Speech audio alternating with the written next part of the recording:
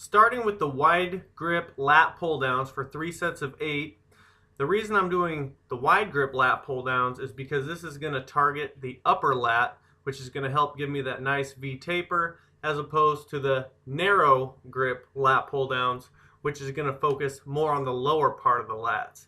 You can also see I'm using a thumbless grip, meaning my thumb's on top and I'm lifting more with my palm. That's because a lot of times when I use a thumb under grip, like you can see Amy doing here, I feel like the bar is going to slip out of my hands. I can't pull as much weight, and I feel a lot of tension in my arms and forearms as opposed to the back muscles that I'm trying to target. Next up, we did the preacher curls with the easy curl bar for 3 sets of 8. The main keys here are, you can see I don't rest up at the top because I want to keep constant tension on my biceps, and I don't lock out my arms at the bottom portion of the movement because that's a good way to snap your bicep. You want to keep a little bit of tension towards the bottom and really don't go too crazy heavy on these. You just want to keep constant tension. Next up, we have the rear delt flies. Again, the key with these is to do a hard stop at the bottom so you're not just swinging the weight around, and also you're going to want to go light on these. I'm only using 12.5 pounds and it was the perfect weight for me. We tried to do the seated leg curls, but this was a brand new piece of equipment and it was complete garbage. So you can see me here getting frustrated and inevitably going over to the lying leg curls for 3 sets of 10. Now with these, just like the bicep curls, I'm not locking out completely at the end, and I'm not swinging the weight at the beginning of the movement, but I'm keeping constant tension on the hamstrings and just trying to target those muscles as much as possible. I see a lot of people really swinging for the first few inches of the movement and then relying on that momentum to finish the rep. That's not really going to do anything for you in terms of building muscle, so I would stay against that.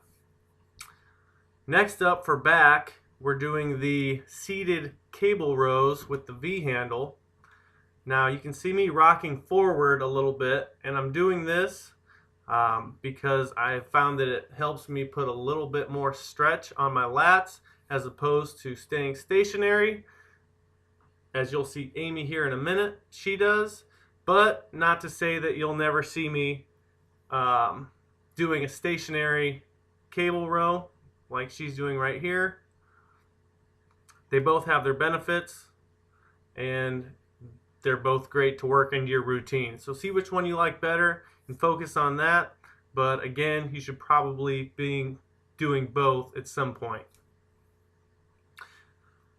Next up, we had the incline hammer curls.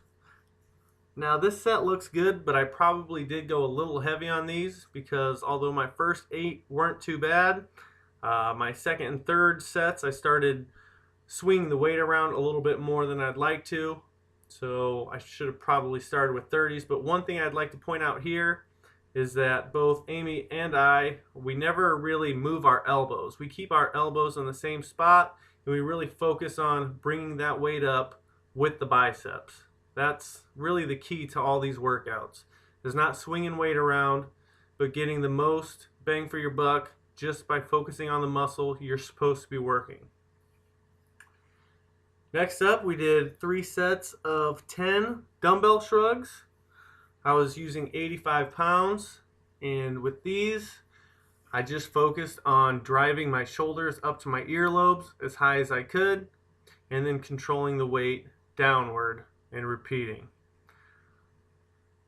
Nothing too crazy with these. I see a lot of people go too heavy. I even maybe went too heavy with this, but you really want to just focus on driving your shoulders up. And last but not least, before abs, we did the wide stance Romanian deadlifts. Now, I'm only using 30 or 35 pounds here, and that's because when you go too heavy, you'll start feeling it in your lower back, and we are specifically trying to target the hamstrings here. So that's why I'm using the lighter weight. I've found that I can feel it way better. What are you looking at, bruh? And to wrap up our workout, we did 3 sets of 15 leg raises with the back support as opposed to hanging leg raises. I found that it's just easier to control momentum with the back support. And the takeaway with these is you want to keep your legs straight, unlike I am right now. And instead of using momentum, focus on using your abs to drive your feet up so you get a nice, good core workout. And that was it.